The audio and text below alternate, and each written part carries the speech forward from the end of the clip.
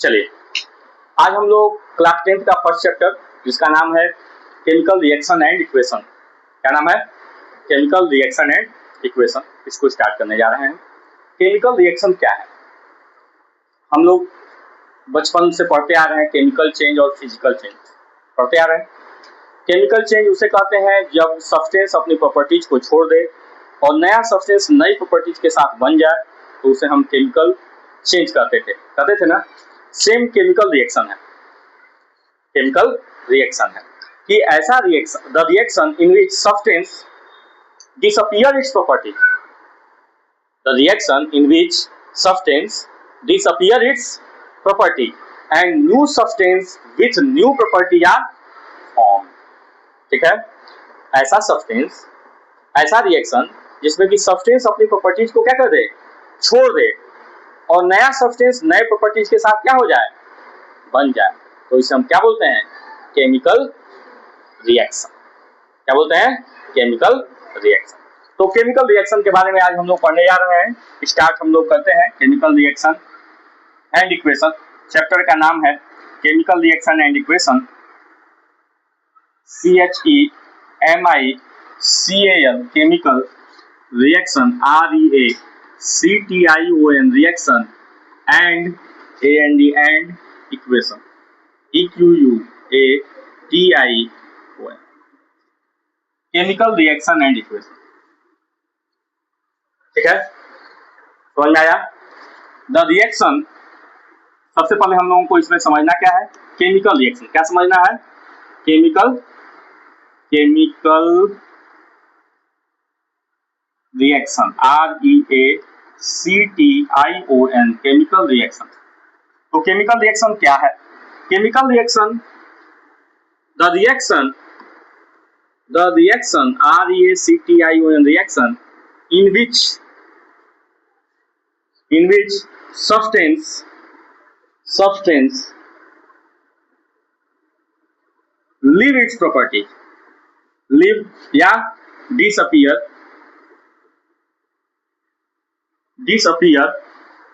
its properties and new substance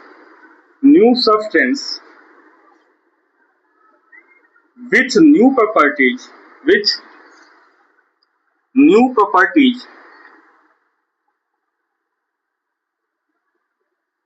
are formed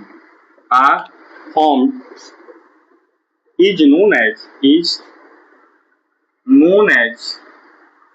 chemical reaction. इसी को हम लोग केमिकल रिएक्शन बोलेंगे। CHEMICAL chemical reaction, REACTION reaction chemical reaction बोलेंगे। तो ऐसा रिएक्शन जिसमें सब्सटेंस अपनी प्रॉपर्टीज को छोड़ दे और नया सब्सटेंस नए प्रॉपर्टीज के साथ बन जाए, इसी को हम लोग केमिकल रिएक्शन कहते हैं। ठीक है, चलिए आइए अब जरा देखिए एक एग्जांपल हम लेते हैं। एग्जांपल ये एग्जांपल है कि हमने H2 को, हाइड्रोजन गैस को O2 के साथ रिएक्ट कराया और ये बन गया H2। H2 को O2 के साथ रिएक्ट कराया और ये बन गया H2। ठीक, क्या बना? H2। ठीक है ना। ये हाइड्रोजन के पास प्रॉपर्टीज होता है बेटा कि जहां से हाइड्रोजन गैस रिलीज हो रहा हो, वहां पर अगर आप माचिस की तिल्ली, मैच स्टिक बर्न करके ले जाएंगे तो उसमें से पट पट पटाखे की तरह आवाज निकलेगी। ठीक है ना, मतलब इसमें से पॉप साउंड आता है। क्या आता है? पॉप साउंड आता है। ठीक है ना। ठीक है, ऑक्सीजन की प्रॉपर्टीज है कि ये आग लगाने के काम में आता है। ठीक है ना, हमारे तुम्हारे बीच में नहीं। ठीक है ना, आग लगाने के भी काम आता है। ऑक्सीजन की प्रॉपर्टी है, अगर ऑक्सीजन न रहे तो कहीं भी आग। ठीक है ना, और हम लोगों के बीच में बिना ऑक्सीजन के आग। ठीक है ना, तो क्या होगा? आग लगाने के काम में आता है। फॉर फायर, किसके लिए? फायर के लिए। और वाटर की प्रॉपर्टीज है कि ये आग बुझाने के काम में आता है। किसके? Fire extinguisher. है कि नहीं बेटा? आप देख रहे हैं क्या देख रहे हैं आप लोग कि हाइड्रोजन की प्रॉपर्टीज अलग है, ऑक्सीजन की प्रॉपर्टीज अलग है, और इन दोनों से मिलकर जो बना उसकी प्रॉपर्टी इन दोनों से ही क्या है, अलग है। आया समझ में? नहीं समझ में आया? क्लियर है? कोई डाउट है? यही है केमिकल रिएक्शन, यही है केमिकल रिएक्शन। इस तरह के बहुत सारे एग्जाम्पल हैं, ठीक है ना, बहुत सारे एग्जाम्पल हैं। कार्बन है, ऑक्सीजन के साथ रिएक्ट किया गया, कार्बन डाइऑक्साइड बना लेगा, ठीक है ना। Mg है, O2 के साथ रिएक्ट किया गया, मैग्नीशियम को Mg को O2 के साथ रिएक्ट किया गया और MgO बना, क्या बना? अब जरा देखो, ये जितने भी रिएक्शन हम लिख रहे हैं ना, ये सब गलत है, ये सब क्या है, गलत है ना। क्यों गलत है, अभी थोड़ी देर बाद हम लोग को समझ में ये बात आ जाएगी, लेकिन अभी बस इतना समझो कि हाइड्रोजन को ऑक्सीजन के साथ रिएक्ट किया गया, वाटर बना। मैग्नीशियम को ऑक्सीजन के साथ रिएक्ट किया गया, मैग्नीशियम ऑक्साइड बना, ठीक है ना। अब एक क्वेश्चन है तुम लोग के एनसीईआरटी में, ये अगर एक्टिविटी कि अगर मैग्नीशियम का एक रिबन लेते हैं, तो मैग्नीशियम के रिबन को जलाने से पहले हमें उसे क्या करना पड़ता है, सैंड पेपर से रब करना पड़ता है, ठीक है ना। ये मैग्नीशियम का पेपर है, ये मैग्नीशियम का पेपर है, इसको अगर हमें जलाना है, ठीक है ना, अगर इसे हमें बर्न करना है तो इसे क्या करना पड़ता है, रब करना पड़ता है। क्यों रब करना पड़ता है, तो जो मैग्नीशियम है वो ऑक्सीजन के प्रेजेंस में रहने के कारण क्या कर लेता है, ऑक्साइड का लेयर बना लेता है। क्या करता है, ऑक्साइड का लेयर बना लेता है, जिसकी वजह से कि जब हम लोग उसे क्या करते हैं, बर्न करते हैं, तो वो अच्छे से जलता नहीं है। लेकिन जब हम उसको रब कर देते हैं सैंड पेपर से, ठीक है ना, जब हम उसे क्या कर देते हैं, रब कर देते हैं, मतलब साफ कर देते हैं, तब हम उसको जलाते हैं तो बहुत अच्छे फ्लेम के साथ, जिसको बोलते हैं डैजलिंग फ्लेम, क्या बोलते हैं, डैजलिंग फ्लेम के साथ क्या करता है, वो जलता है, ठीक है, समझ में आया, ताकि उसको ऑक्सीजन अच्छे से मिल जाए, वो अच्छे से जलने लगे, ठीक है ना। तो एक क्वेश्चन आता है कि व्हाई शुड वी रब magnesium ribbon before burning, burn करने से पहले हम मैग्नीशियम रिबन को क्यों रब करते हैं, समझ में आया? चलिए, तो ये था आपका क्या, केमिकल रिएक्शन। अब आइए, हमने बोला कि अगर कोई एक सब्सटेंस है ए और ये बी के साथ रिएक्ट करेगा, तो मान लीजिए कि आपके पास ए बी बना, क्या बना, ए बी बना, जहां की ए की प्रॉपर्टीज अलग होगी, मान लेते हैं कि प्रॉपर्टीज P1 है, इसकी प्रॉपर्टीज P2 है, और इन तीनों से मिलकर प्रॉपर्टीज जो बना वो Pn बना, मतलब नया प्रॉपर्टी आया। कोई डाउट है? अब देखिए, ये क्या है, ये रिएक्शन हो रहा है, ये रिएक्शन हो रहा है, एरो शो कर रहा है कि ये रिएक्शन हो रहा है। तो ये एरो से लेफ्ट में जितनी भी चीजें हैं, इन सारी चीजों को हम लोग बोलते हैं रिएक्टेंट। क्या बोलते हैं बेटा, रिएक्टेंट, REACTANT, रिएक्टेंट। और एरो के बाद जितनी भी चीजें होती हैं उनको बोलते हैं प्रोडक्ट। दो बात समझ में आई, रिएक्टेंट और प्रोडक्ट। तो आप लोग को एग्जाम में कोई पूछ लेगा तो आप लोग क्या लिखेंगे कि एरो के लेफ्ट में जो होता है वो रिएक्टेंट होता है, और एरो के बाद में जो होता है वो प्रोडक्ट होता है, ऐसा लिखेंगे क्या? ऐसा नहीं लिखेंगे, ठीक है ना। क्या आप लोग बताएंगे, the substance which participate in chemical reaction, ठीक है, क्या बोलेंगे, the substance which participate, participate in chemical reaction, CHEMICAL chemical reaction, REACTION reaction is known as reactant, REACTANT reactant। वो सब्सटेंस जो केमिकल रिएक्शन में पार्टिसिपेट, मान लीजिए कि आप कोई फंक्शन ऑर्गेनाइज हो रहा है आप लोग के स्कूल में, मान लीजिए 15 अगस्त हो रहा है, तो 15 अगस्त में आप लोग क्या करते हैं, पार्टिसिपेट करते हैं, नहीं करते हैं, पार्टिसिपेट करते हैं कोई एक सॉन्ग को परफॉर्म करने के लिए। तो जो आप लोग पार्टिसिपेट कर रहे हैं वो रिएक्टेंट है, क्या है, मतलब आप रिएक्ट कर रहे हैं ना। जब रिएक्ट करेंगे, स्टेज पर परफॉर्म करेंगे, तो जो जज होगा वो आपके परफॉर्मेंस को बताएगा कि अच्छा है कि बुरा है, कैसा है, कितना अच्छा है, कितना मार्क्स मिल सकता है, परफॉर्म बताएगा ना, तो वो रिजल्ट है। रिजल्ट को ही हम लोग क्या बोलते हैं, प्रोडक्ट बोलते हैं। क्या क्या बोलते हैं?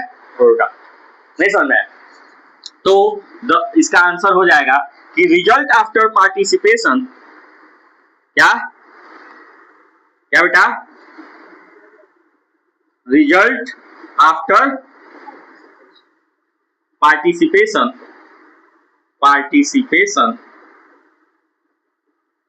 is known as product. इसी को हम लोग क्या बोलेंगे? प्रोडक्ट बोलेंगे। क्या बोलेंगे? प्रोडक्ट बोलेंगे। कोई डाउट है? एक बुक हमें दे देना। तो प्रोडक्ट बोलेंगे। क्लियर हो गया? रिएक्शन, केमिकल रिएक्शन समझ में आया? केमिकल रिएक्शन समझ में आ गया, रिएक्टेंट समझ में आ गया, प्रोडक्ट समझ में आ गया। इसमें कोई डाउट है? कोई डाउट है तो बोलो। नहीं, ओके। चलो आगे बढ़ते हैं। आगे बेटा, आगे जब हम लोग बढ़े तो नेक्स्ट टॉपिक हम लोगों का है केमिकल इक्वेशन। अभी हम लोग पढ़े केमिकल रिएक्शन, नेक्स्ट टॉपिक जो है वो है chemical equation. CHEMICAL chemical equation, EQUATION equation, chemical equation. Next topic क्या है हम लोगों का?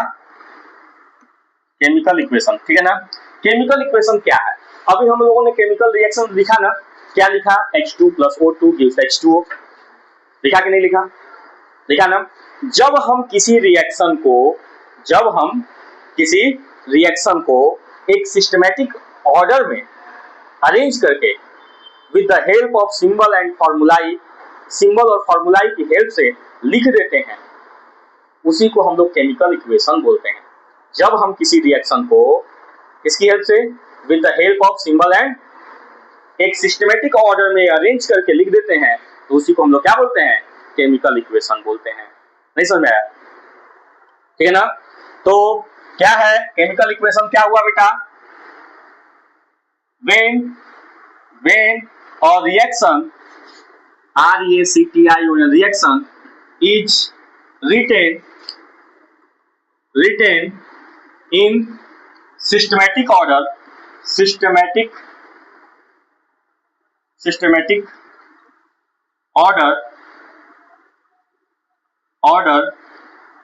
या arrangement with the help of symbol and formulae, with the help of symbol and formulae, formula का बेटा प्लूरल फॉर्म फॉर्मूलाई है ना, then it is said to be chemical equation. तब हम उसे क्या बोलेंगे? केमिकल इक्वेशन बोलेंगे। केमिकल इक्वेशन बोलेंगे। नहीं समझ में आया? समझ में आया बेटा? जब हम किसी रिएक्शन को, जैसे अभी हमने बोला कि हमने क्या किया, हाइड्रोजन को ऑक्सीजन के साथ रिएक्ट किया और क्या बन गया? H2O। तो हम क्या किए हैं? एक सिस्टमैटिक ऑर्डर में सिंबल की हेल्प से, ये सिंबल है, फॉर्मूला है ना, सिंबल की हेल्प से, फॉर्मूला की हेल्प से एक सिस्टमैटिक ऑर्डर में अरेंज करके लिख दिए ना।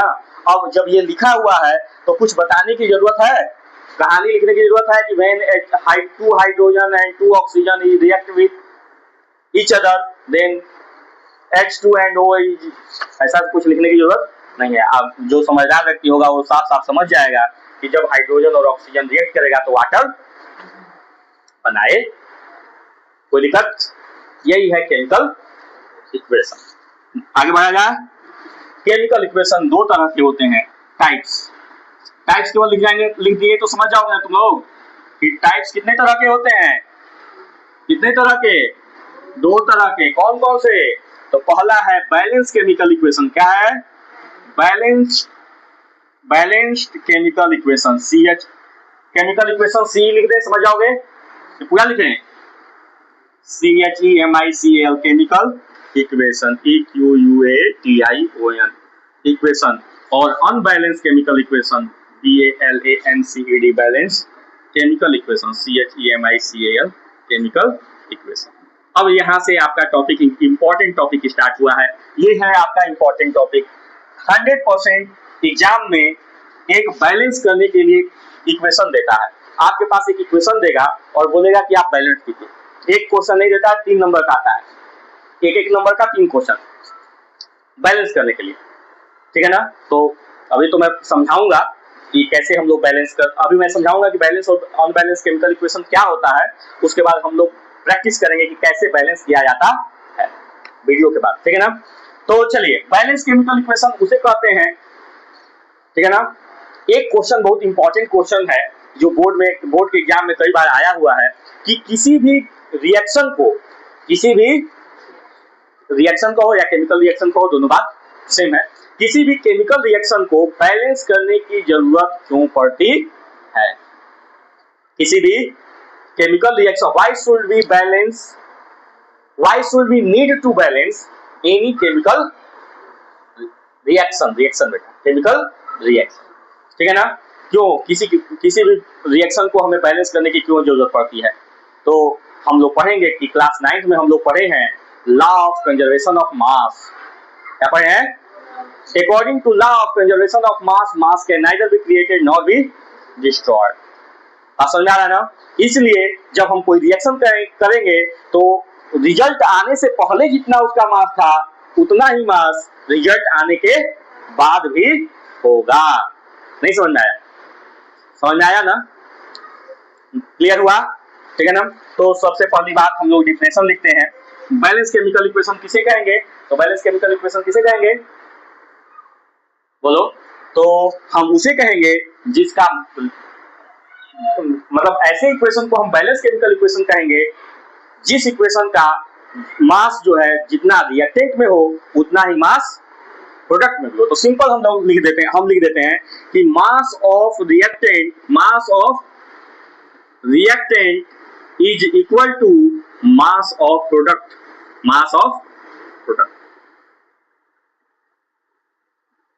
ठीक है ना। कोई दिक्कत? और यहां हम लोग लिख लेते हैं कि mass of reactant REACTANT reactant is not equal to mass of product, पहली बात, ये पहली बात। दूसरी बात हम लोग क्या लिखेंगे कि total number of element in reactant is equal to total number of element in product. दूसरा definition, total number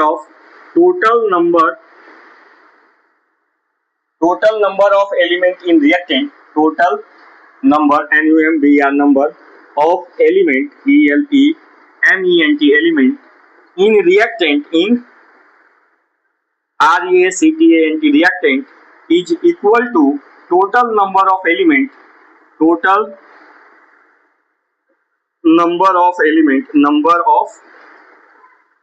ELEMENT element in product PRODUCT product. और यहाँ पर बेटा होगा नॉट इक्वल टू। समझ में आ गया?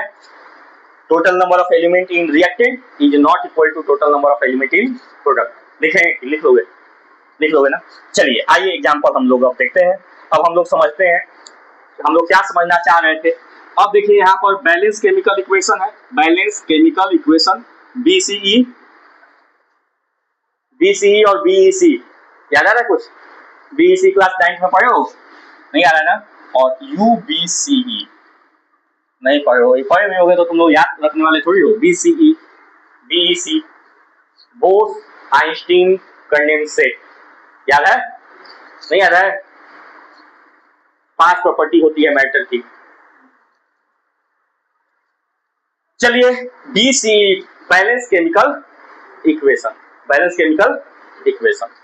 केमिकल इक्वेशन में हम लोगों ने ये पढ़ा कि mass of reactant is equal to mass of product. चलिए हम एग्जांपल ले लिए, H2 plus O2 gives H2O, और यहां भी हमने लिख दिया H2 plus O2 gives H2O। इसमें तो कोई समस्या नहीं होगा, नहीं। अब जरा देखिए मास कैसे निकालते हैं। मैंने पहले भी बताया है, मास क्लास 9th में हम लोग पढ़े हैं, ठीक है ना। याद आ रहा है आप लोगों को कैसे निकाला जाता है? जैसे H2SO4 है तो हाइड्रोजन का एटॉमिक नंबर होगा 1 और मास नंबर भी होगा 1 ना हाइड्रोजन। तो यहाँ 2 हाइड्रोजन है तो 2 हो जाएगा। सल्फर का 16 होता है और 16 है, एक है 16 तो इसका दुगना हो जाएगा, कितना हो जाएगा 32। ऑक्सीजन का भी 16 होता है, ठीक है ना, ठीक है ना। एक ऑक्सीजन का 16 होता है मास, एटॉमिक नंबर होता है 8 और मास होगा 16, ठीक है ना। और एस कितने हैं 4 है तो 16 4 जा 64 प्लस करेंगे 4 2 6 6 2 8 6 3 9 98। ये बस समझा रहे हैं, समझ में आया, वो समझ में आया। अब यहाँ निकालना सिखा रहे हैं। यहाँ देखिए बेटा रिएक्टेंट की बात करते हैं तो रिएक्टेंट में मास हाइड्रोजन का 2 है और ऑक्सीजन का 32 है। टोटल कितना हुआ, मास ऑफ रिएक्टेंट आया 34, मास ऑफ रिएक्टेंट आया 34, ठीक है ना। यहाँ पर इधर करते हैं, अनबैलेंस है 34 आया, आ गया। यहाँ पर देखिए, यहाँ पर हाइड्रोजन 2 ऑक्सीजन 1 मतलब 16 और यहाँ आया 18। तो आप लोग को दिख रहा है साफ साफ कि mass of reactant is not equal to mass of product, नहीं है ना, नहीं है ना। तो ये जो इक्वेशन है वो अनबैलेंस है, क्या है, अनबैलेंस है। अब हमें बैलेंस करना है, क्या करना है, बैलेंस। क्या करना है, अगर हम कोई इक्वेशन लिखते हैं एग्जाम में और एग्जाम में वो इक्वेशन अनबैलेंस है तो एग्जामिनर के पास पूरा अधिकार है कि वो आपको 1 नंबर भी नहीं देगा।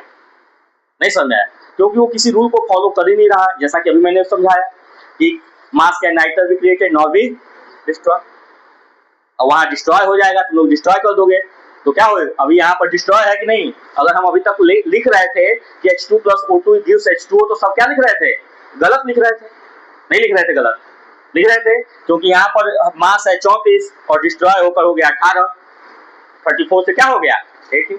तो हमें बैलेंस करने की जरूरत है, किसकी जरूरत है, बैलेंस। अब देखिए यहाँ हाइड्रोजन कितना 2, यहाँ हाइड्रोजन कितना, यहाँ ऑक्सीजन कितना, यहाँ ऑक्सीजन कितना 2। हम क्या करेंगे नेक्स्ट स्टेप में H2 + O2 गिव्स 2H2O। अब जरा हम अपने से 2 मल्टीप्लाई किए, 2 हम क्या किए, लेकिन ये 2 मल्टीप्लाई हम तो यहाँ भी कर सकते थे ना, लेकिन कभी भी किसी भी कंपाउंड के आगे हम मल्टीप्लाई नहीं करेंगे, हमेशा पीछे। अगर यहाँ कर देंगे तो गलत हो जाएगा, बीच में नहीं कर सकते, बीच में जो भी करना होगा हमें उस कंपाउंड के पहले करना होगा, समझ में आया।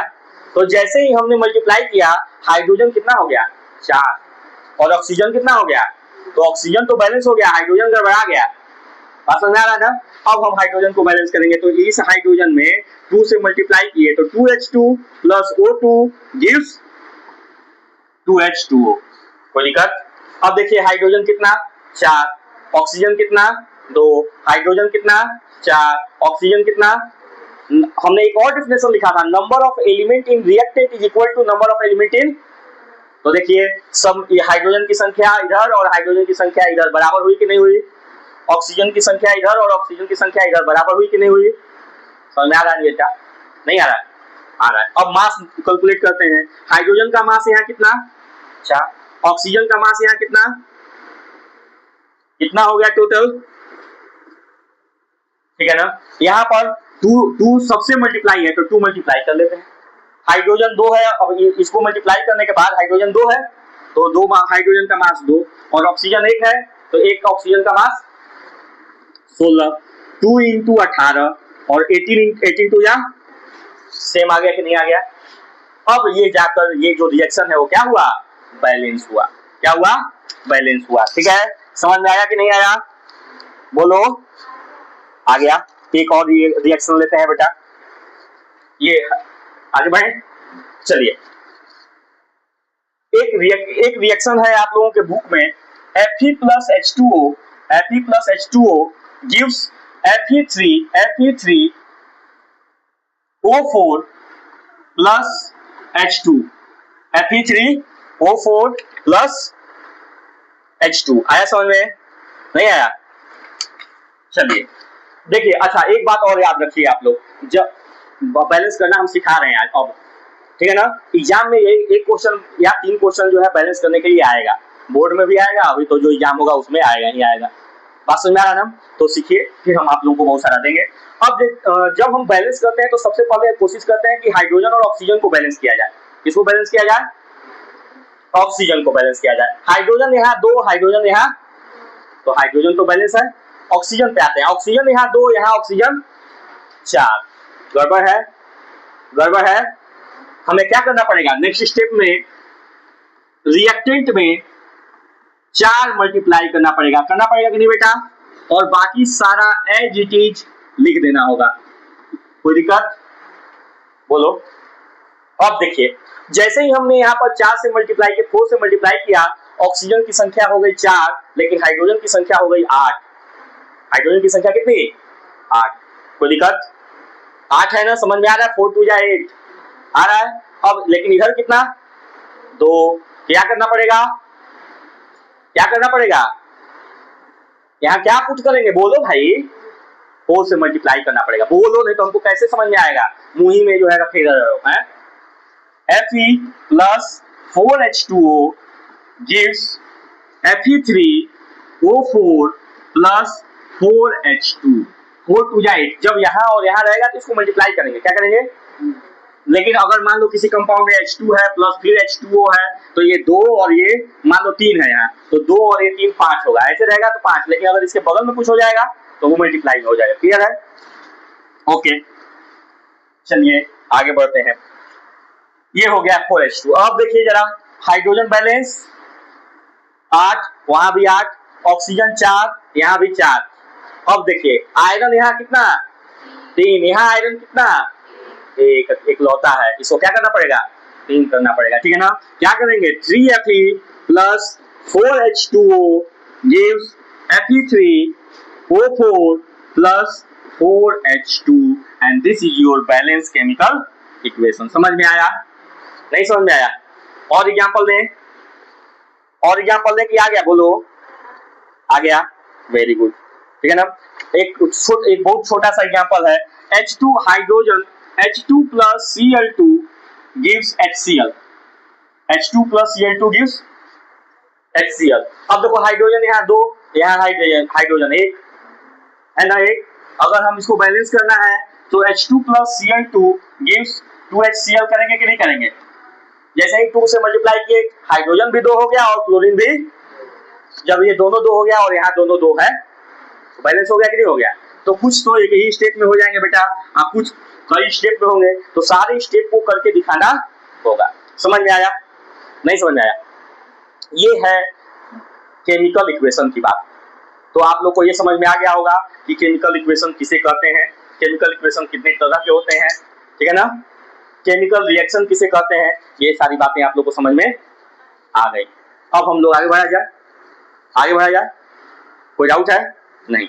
आगे हम लोग जब बढ़ते हैं तो हम लोगों का नेक्स्ट टॉपिक है types of chemical reaction. CHEMICAL chemical reaction, REACTION। कहीं स्पेलिंग गलत होगा तो आप लोग देख लीजिएगा, बोलने में लिखने में गड़बड़ हो जाता है।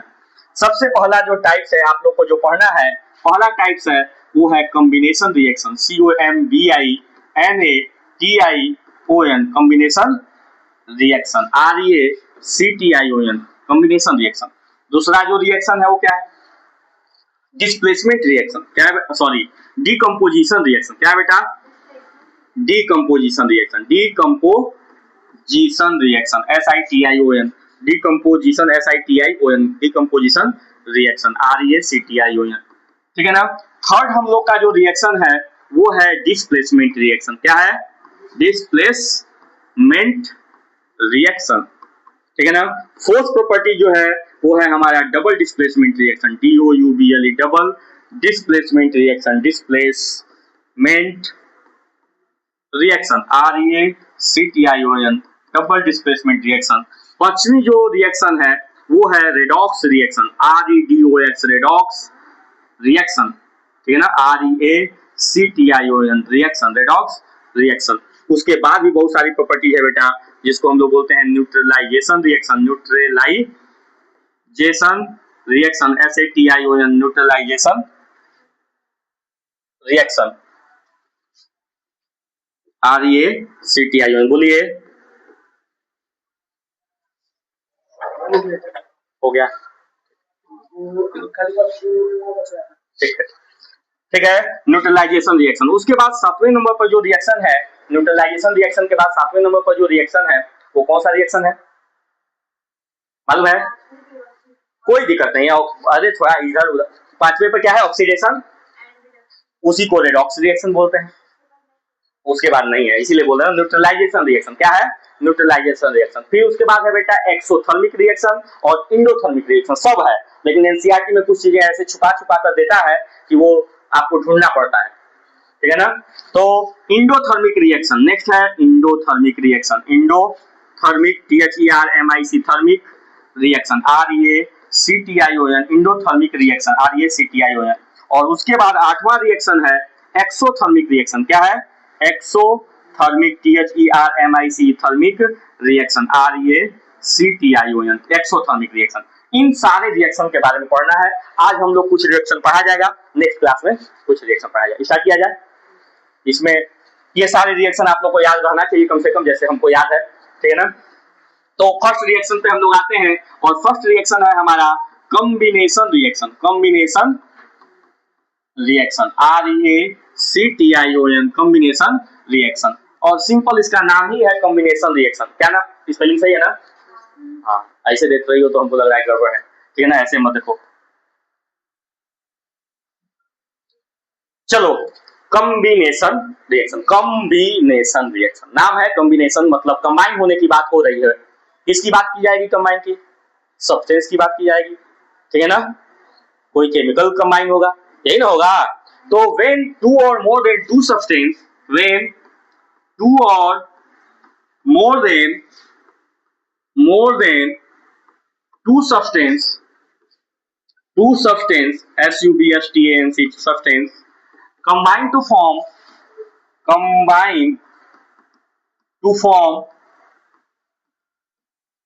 a single substance,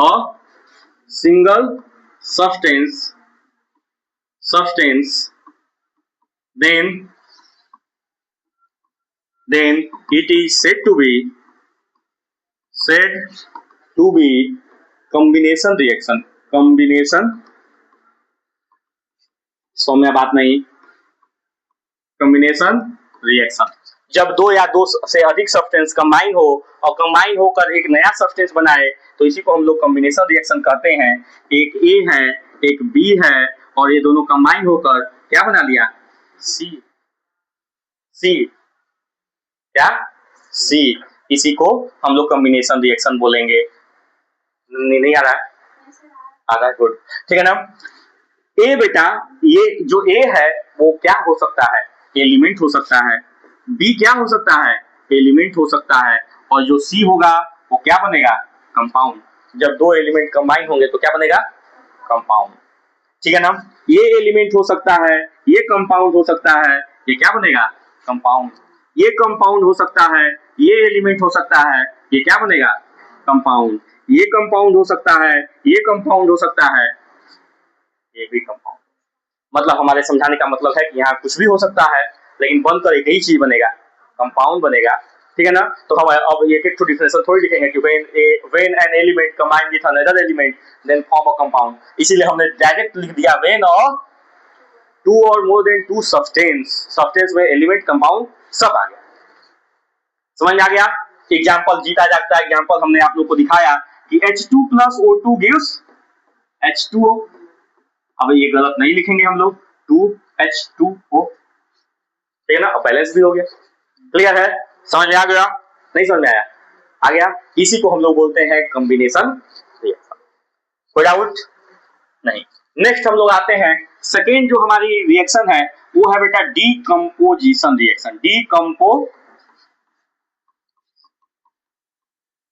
reaction, REACTION reaction.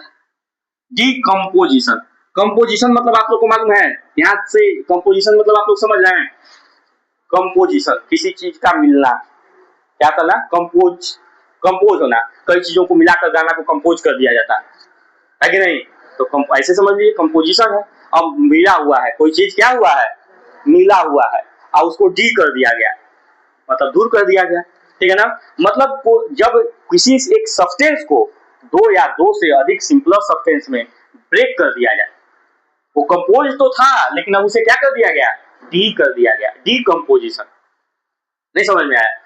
When a substance split or break into two or more than two simpler substance, then it is said to be decomposition reaction. नहीं समझ में आया?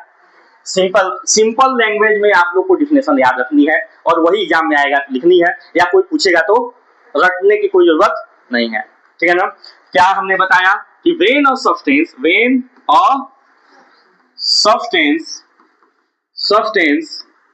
क्या स्प्लिट की स्पेलिंग सही है बेटा, और ब्रेक या और decompose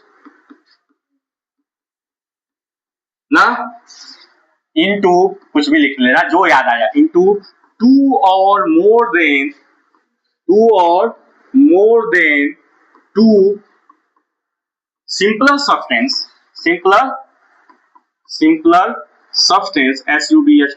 substance, then it is said to be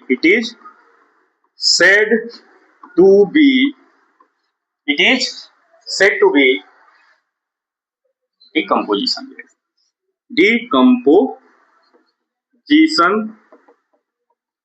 reaction REACTION। और इसका बहुत अच्छा एग्जाम्पल मैं देने जा रहा हूं, इसको एकदम आप लोग रट जाइएगा, एग्जाम में आता है।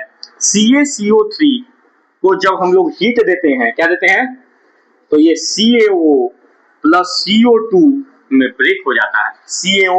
CaCO3 कैल्शियम कार्बोनेट है, बुक में होगा ये एग्जाम्पल, ठीक है ना? CaCO3 को हम लोग जब हीट देते हैं तो ये CaO कैल्शियम ऑक्साइड, ठीक है ना, और कार्बन डाइऑक्साइड में क्या हो जाता है, ब्रेक हो जाता है, ठीक है ना? ब्रेक हुआ ना बेटा, एक कंपाउंड देखिए, ये कंपाउंड है और ये क्या हुआ, ये कंपाउंड है, ये भी कंपाउंड है, एक कंपाउंड दो या दो से अधिक कंपाउंड में ब्रेक हो गया, ठीक है ना? बात समझ में आ रहा है? एक कंपाउंड जो है, जैसे अब एक दे रहे हैं कि AB को हम लोग हीट दिए। अच्छा, डिकम्पोजिशन रिएक्शन बड़ा इंपॉर्टेंट है। अभी ये डिकम्पोजिशन रिएक्शन तो ये क्लियर हो गया कि जब हम कोई सब्सटेंस है AB और उसको हम क्या किए, हीट दिए। जरूरी नहीं है कि खाली हीट ही देंगे, कुछ भी दे सकते हैं, ठीक है ना? लेकिन अभी हम हीट दे रहे हैं आप लोग को, हीट दिए तो ये A प्लस B में कन्वर्ट हो गया, तो इसे हम क्या बोल दिए, डिकम्पोजिशन रिएक्शन बोल दिए ना। अब डिकम्पोजिशन रिएक्शन के बारे में हम आप लोग को समझाएं कि जो डिकम्पोजिशन रिएक्शन है, डिकम्पोजिशन रिएक्शन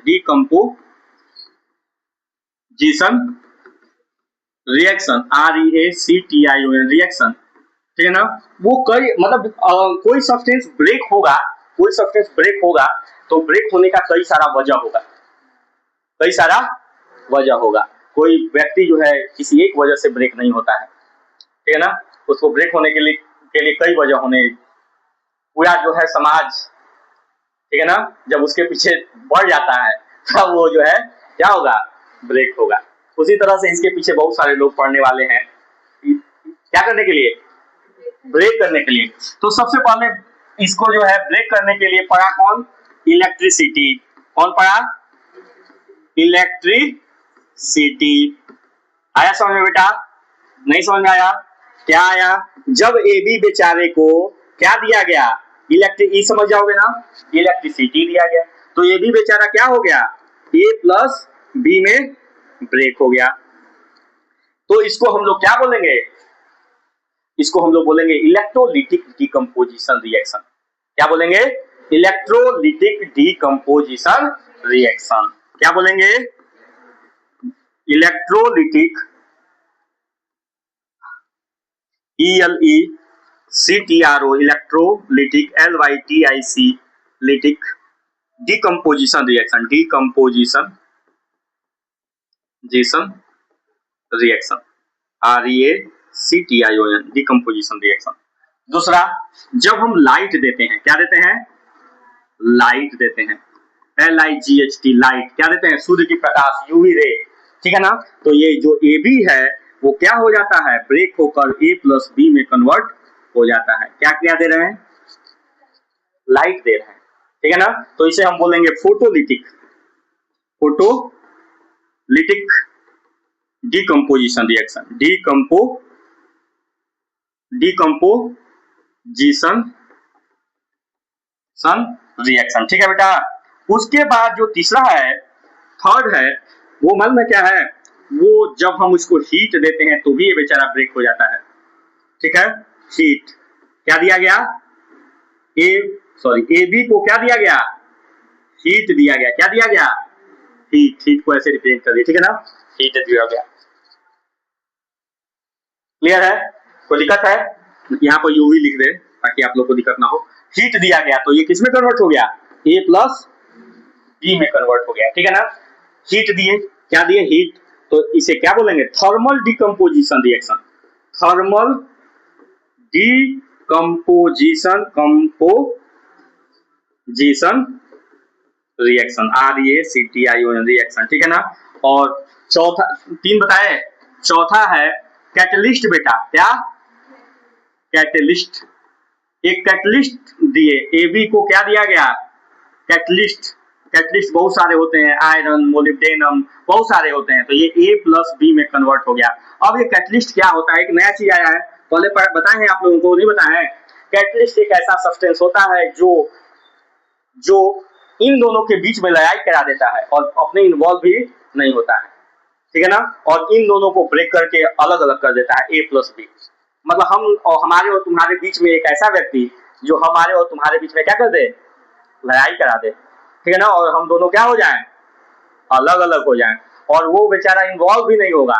मतलब तुम हमको और तुमको हवा भी नहीं लगेगा कि हम लोगों के बीच में कौन लड़ाई लगवाया। इसी को हम लोग बोलते हैं बेटा कैटलिस्ट। उस सब्सटेंस को, उस जो आदमी ऐसा किया, उस व्यक्ति को कैटलिस्ट बोला जाएगा। क्या बोला जाएगा, अरे वाह,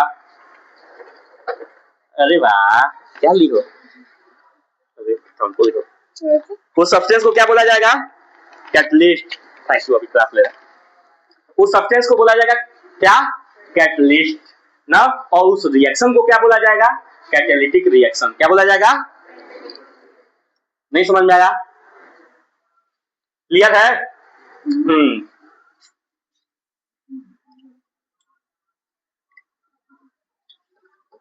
substance which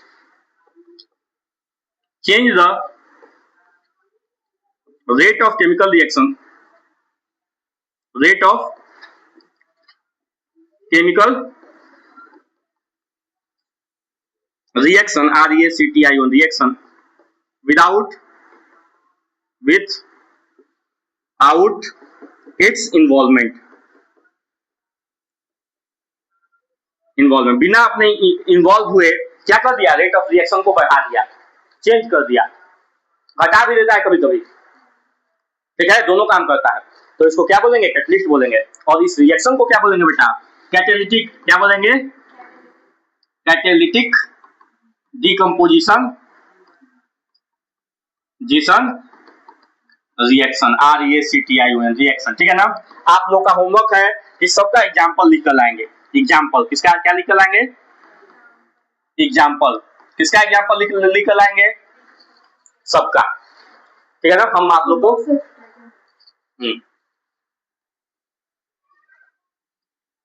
समझ में आ गया?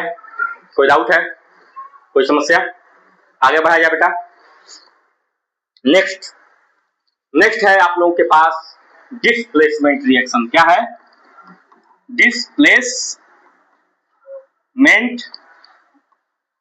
Reaction, RACTION। जरा देखिए आप लोग के बुक में कहीं रिएक्टिविटी सीरीज बना हुआ है क्या, रिएक्टिविटी सीरीज देखिए जरा, नहीं दिया हुआ है।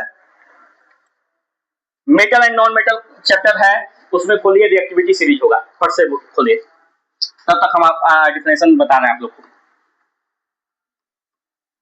The reaction in which more reactive metal element displace less reactive element। मिला बेटा, हाँ very good, less reactive element, ELEMENT।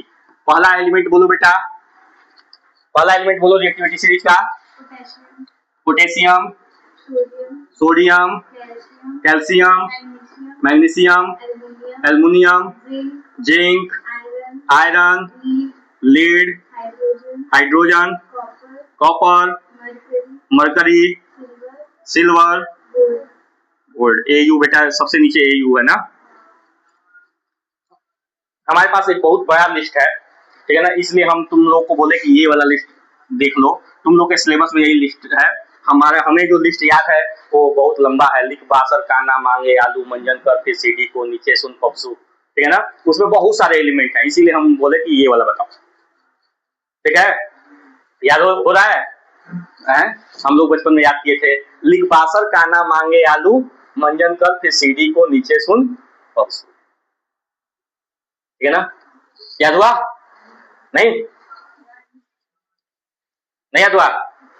Video को बार बार देखोगे तो याद हो जाएगा ना।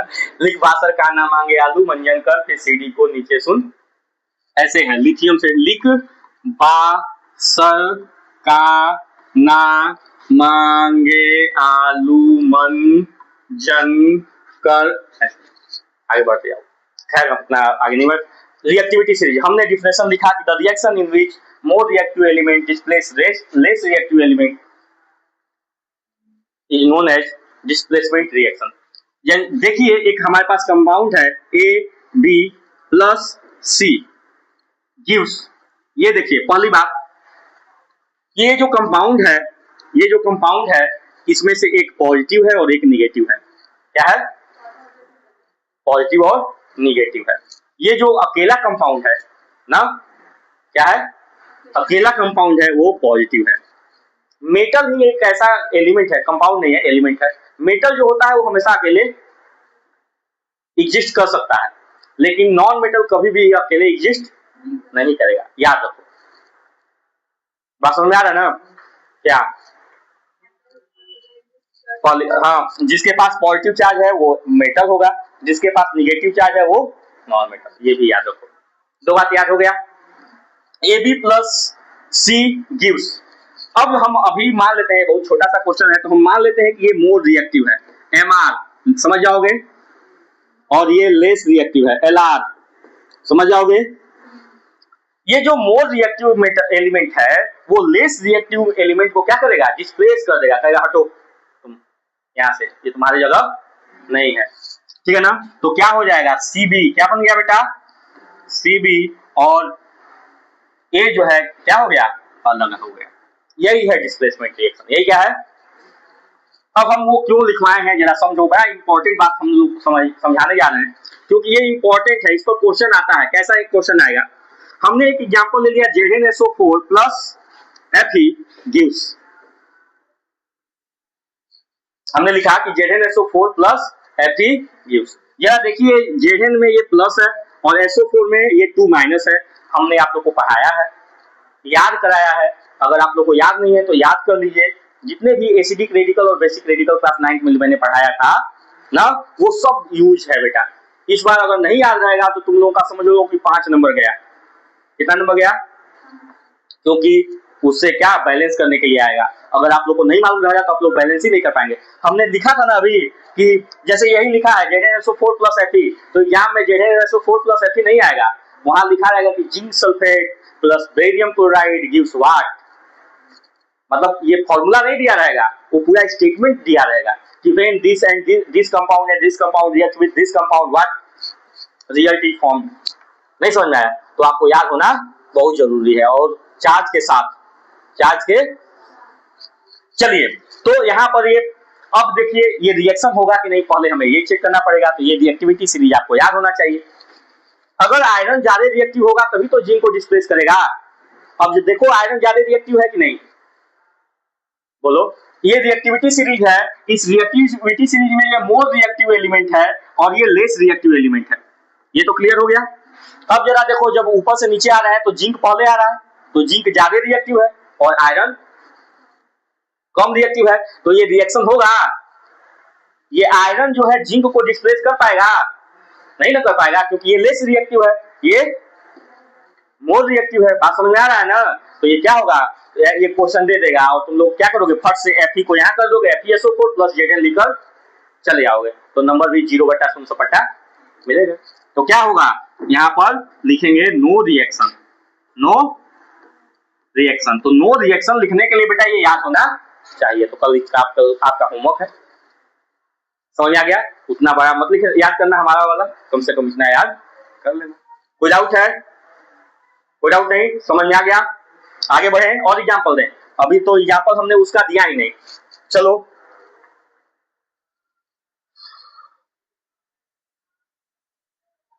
हम एग्जाम्पल लिए MgCl2 plus Al, MgCl2 plus Al। अब जरा देखो Al जो है, अल्युमिनियम ज्यादा रिएक्टिव है कि मैग्नीशियम? मैग्नीशियम ज्यादा रिएक्टिव है? तब तो ये रिएक्शन होगा? नहीं होगा। अब हम लोग लेते हैं AlCl3 प्लस Mg, होगा? नहीं होगा? होगा। मैग्नीशियम क्या करेगा? मैग्नीशियम ज्यादा रिएक्टिव है, मैग्नीशियम ज्यादा रिएक्टिव है, अल्युमिनियम कम रिएक्टिव है। क्या करेगा? डिस्प्लेस कर देगा। कर देगा कि नहीं? कर देगा। तो क्या बनाएगा? Mg यहां आ जाएगा और Al यहां आ जाएगा। मतलब क्लोरीन के साथ कौन आएगा? Mg। तो आप लोग भी चालाक बनेंगे और MgCl3 लिख देंगे, तो आंसर 0/0 आएगा ना? क्या करना होगा? आपको चार्ज लिखना होगा कि Mg के ऊपर 2 होता है, क्लोरीन के ऊपर 1 होता है, क्रॉस मल्टीप्लाई करना होगा और फिर लिखना होगा कि MgCl2 होगा। क्या होगा? तो MgCl2, ये तो क्लियर है। और अल्युमिनियम यहां चला गया तो प्लस Al हो गया। इतना लिखने के बाद अल्युमिनियम अकेले है तो अकेले लिख सकते हैं, कोई दिक्कत? यहाँ तक कोई समस्या है तो बोलो। कोई समस्या नहीं। अब जो है समस्या है कि ये रिएक्शन सही है कि गलत? रिएक्शन सही है कि गलत? गलत है। कैसे गलत है? बैलेंस नहीं है। मैग्नीशियम की संख्या यहाँ 1, यहाँ भी 1, क्लोरीन की संख्या वहां 2 और यहाँ 3। गड़बड़ हो गया कि नहीं हो गया? अल्युमिनियम की संख्या 1, लेकिन क्लोरीन गड़बड़ है तो सब गड़बड़ हो गया। क्लोरीन को यहाँ बैलेंस करना पड़ेगा, उसके लिए क्या करना पड़ेगा? 3 से मल्टीप्लाई करना पड़ेगा, तब क्लोरीन 6 होगा। क्या होगा? 6 होगा। नहीं समझ में? हमें हमेशा ध्यान देना होगा कि हम ऐसे नंबर से मल्टीप्लाई करें कि वो इवन में कन्वर्ट हो जाए। किसमें कन्वर्ट हो जाए? इवन में। अब यहाँ 3 है तो तभी होगा ना, 3 2 6 हो गया। अब इसको बैलेंस करने के लिए हमें अल्युमिनियम, वहां क्लोरीन 6 हो गया, यहाँ क्लोरीन 3 है, तो यहाँ क्या करना होगा? 2AlCl3 होगा कि नहीं बेटा? Plus Mg gives 3MgCl2 plus Al। Clear है? अब जरा देखिए Mg यहाँ 1, यहाँ Mg 3, यहाँ 3 से मल्टीप्लाई कर दे, हो जाएगा कि नहीं हो जाएगा? ठीक है ना? अब जरा देखिए सब एक ही लाइन में कर देते हैं। एल्युमिनियम यहाँ 2, वहां एल्युमिनियम, क्या करना होगा? यहाँ 2 से बैलेंस करना होगा कि नहीं होगा? अब जाकर ये सही हुआ। अगर आप लोग यही आंसर लिख देंगे तो क्या हो जाएगा? समझ में आया? ये था बेटा double displacement, sorry displacement reaction. क्या था? Displacement reaction. आगे बढ़े, टाइम ओवर हो गया है। 5 मिनट है, 5 मिनट में डबल डिस्प्लेसमेंट रिएक्शन कंप्लीट कर देते हैं। Okay, double displacement reaction, DOUBLE, double displacement reaction, displacement reaction, REACTION, double displacement reaction. ठीक है ना? डबल डिस्प्लेसमेंट रिएक्शन हम कैसे रिएक्शन को कहते हैं? तो जहां exchange of ion takes place, पूरा लिख दें, the reaction in which, the reaction REACTION, reaction in which exchange of ion takes place, EXCHANG, exchange of ion takes place, exchange of ion takes place। ठीक है ना? जहां ion का exchange हो। Ion का एक्सचेंज का मतलब क्या है समझो जरा। ये AB एक कंपाउंड है, CD एक कंपाउंड है, ठीक है ना? अब A हमने बोला कि A के ऊपर कैसा चार्ज? प्लस। B के ऊपर कैसा चार्ज? एक कंपाउंड जो है एक प्लस और एक माइनस से बनता है। अब ये समझ लो बस ना, तो ये प्लस से बना, ये भी कंपाउंड है, ये प्लस से बना, और ये, तो ये प्लस और माइनस क्या है? आयन है बेटा, केटायन और एनायन है। आयन है ना? हमने सिंपल सा डिफिनेशन लिखा है कि exchange of ion takes place, ion का एक्सचेंज हो जाए, मतलब इसका वाला प्लस इसके साथ, इसका वाला प्लस, इसका वाला माइनस इसके साथ, इसका वाला माइनस, तो ये प्लस इसके साथ कंबाइन होगा, ये प्लस इसके साथ कंबाइन होगा, और बनेगा क्या? AD plus BC। इसमें आपको नहीं देखना है कि कौन मोर रिएक्टिव है कौन, इसीलिए वो वाला ज्यादा इंपॉर्टेंट हो जाता है। कौन सा, डिस्प्लेसमेंट वाला, क्योंकि उसमें एक बात और जुड़ जाती है, रिएक्टिविटी सीरीज जुड़ जाती है। बात समझ में आया ना। अब जैसे इसमें क्वेश्चन आएगा तो कैसा आएगा, MgSO4 plus ZnCl2 gives what, आपके क्वेश्चन है। अब ये प्लस है, ये माइनस, ये प्लस है, ठीक है, ये प्लस है, ये माइनस है, ये प्लस है, ये माइनस है। अब ये प्लस इस माइनस के साथ कंबाइन होगा, होगा ना बेटा। अब Mg के ऊपर 2 चार्ज, Cl के ऊपर 1 चार्ज, फॉर्मूला क्या बनेगा, MgCl2। तो यहां लिख देते हैं MgCl2। अब देखो ZnSO4, Zn के ऊपर 2 चार्ज, SO4 के ऊपर भी 2 चार्ज, क्या बन जाएगा, ZnSO4। दोनों बैलेंस हुआ कि नहीं हुआ, देख लो, Mg1 Mg1, chlorine 2 chlorine 2, Zn1 Zn1, SO4 1 SO4, सब बैलेंस। तो ये हो गया बैलेंस। समझ में आया कि नहीं आया, ये यहां तक आप लोग तैयार करके आइएगा। नेक्स्ट क्लास में हम लोग जो है क्या डिस्कस करेंगे, redox reaction, neutralisation reaction, exothermic reaction, endothermic reaction, उसके बाद हम लोग करोजन पढ़ेंगे, उसके बाद रेंसिडिटी पढ़ेंगे, और उसके बाद चैप्टर क्या हो जाएगा, फिनिश। मतलब कल हम लोग चाहेंगे तो हम लोग का चैप्टर क्या हो जाएगा, फिनिश हो जाएगा। फिर उसके बाद जो है एग्जाम्पल वगैरह जो भी मतलब जो क्वेश्चन इससे रिलेटेड है, इंपॉर्टेंट क्वेश्चन सब लगाते जाएंगे। चैप्टर बस इतना ही है। समझ में आया, समझ में आया, नहीं आया।